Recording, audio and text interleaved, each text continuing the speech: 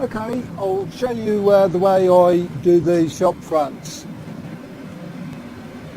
Just using a pole and a squeegee scrubber like I'm doing now.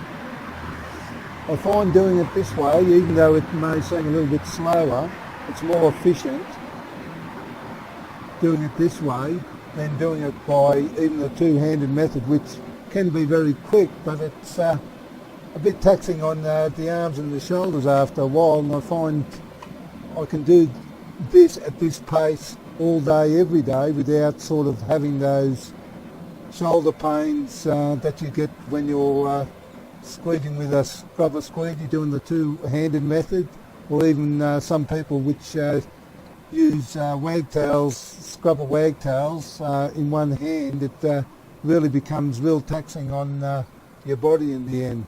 But I find doing this